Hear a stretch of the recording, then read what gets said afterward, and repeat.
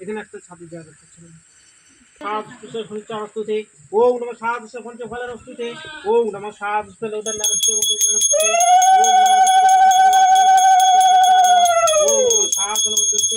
Hello everyone, good morning, welcome to my channel lovely Rikta. আর আমি রিক্তা চলেছি তোমাদের সামনে আনাদার একটি ব্লগ নিয়ে।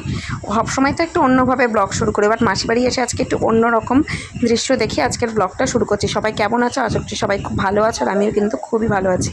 সকালবেলায় সিঙ্গাড়া দিয়ে মুড়ি মেখে নিয়েছি, আর এই নিমকি টাইপের বিস্কুট নিয়ে এক গ্লাস চা নিয়ে জানলার ধারে বসে মনোরম পরিবেশ উপভোগ করতে করতে খাওয়া দাওয়াটা সকালে সেরে নিয়ে এখন ভাত খেতে বসেছি। ভাতে আছে মুগের ডাল, বেগুন ভাজা, আলু সেদ্ধ আর পাঁপড় ভাজা। আমি আর ভাই খেয়ে নিলাম। আর দেখো এখানে কিন্তু ছাগলগুলো গুড়গুড় গুড়গুড় করছে।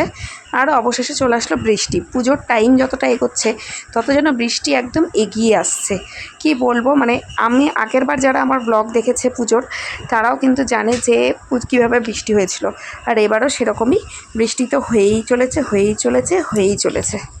এতক্ষণ ধরে তো ভয়েস ওভার দিয়ে ভিডিওটা করছিলাম। আসলে আগের ভিডিওটা একটু সমস্যা হয়ে গেছিলো, মানে আমি যে কথাগুলো ডাইরেক্ট এসে তোমার সামনে বলেছি তারা কিন্তু সেইগুলো কিন্তু শোনা যাচ্ছিল না। জানি না এডিটিংয়ে কোনো সমস্যা হলো না কি নেটওয়ার্কের সমস্যা হলো। আর আমি গত 3-4 ঘন্টা ধরে ইউটিউব, ফেসবুকে আপলোড করেছি দুটো ওই ভিডিওটা।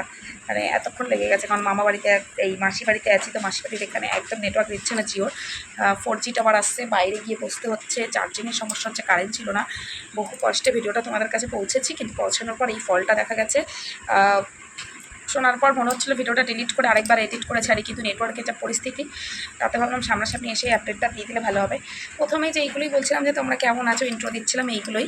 আর বলছিলাম যে মেয়ের স্কুল শুক্রবার আজকে, সেই হিসাবে ব্লগটা শুরু করেছিলাম। ওটা শুক্রবারের ব্লগ ছিল।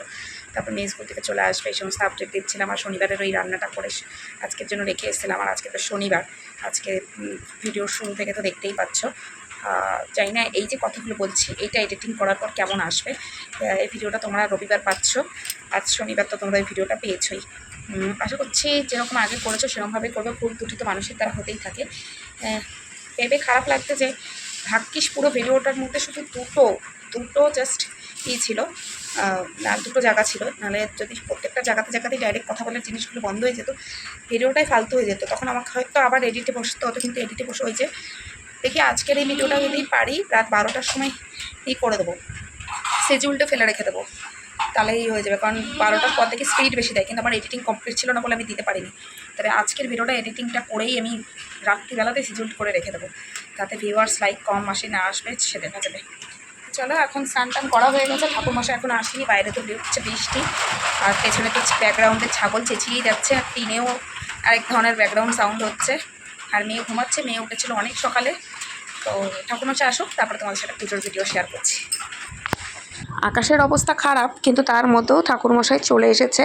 এখন শুধু এটাই প্রে করার যেন বৃষ্টি না হয়, আর ভালোই পুজোটা সেরে ফেলা হয়, অতি শীঘ্রই যাতে পুজোর কাজটা সেরে ফেলাতে হয়। তো ঠাকুরমশাইয়ের কাজে লেগে পড়েছে, আর সবাই সব সরঞ্জাম বাইরে নিয়ে আসা শুরু করে দিচ্ছে।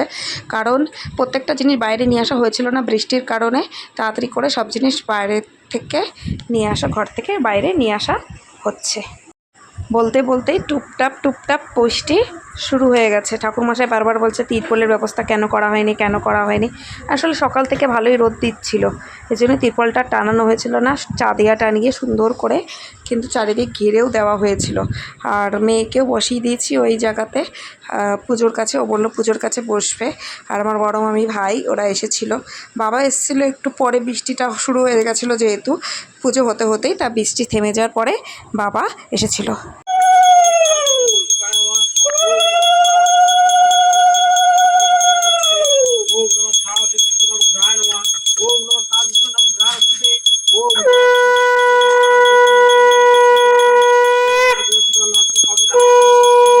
সামনের থেকে আর পুজো দেখা হলো না, মেয়েকে নিয়ে সোজা চলে আসলাম বারান্দার ওপরে।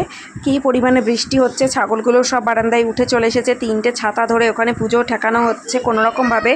আগের বারও পুজোতে ঠিক ছাতা টানিয়ে পুজো হয়েছিল, আর এবারেও তাই পুজোটা গেল বৃষ্টির কারণে।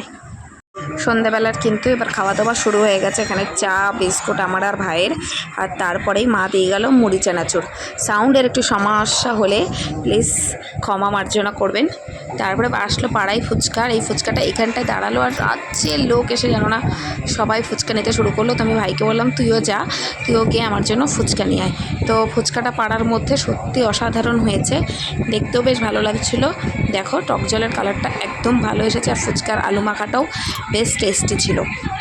এরপরে মা বানাচ্ছে লুচি খাওয়া দাওয়া হবে আমাদের রাত্রিরে।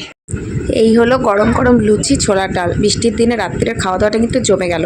তো আজকের এই ভিডিওটি কেমন লাগলো অবশ্যই কমেন্টস করে জানিও। ভালো লাগলে please like do share and subscribe my channel. যারা ফেসবুক পেজ থেকে দেখছো পেজটিকে ফলো করতে ভুলো না। দেখা হচ্ছে খুব শীঘ্রই নতুন একটি ভিডিওর সাথে। Bye bye, good night.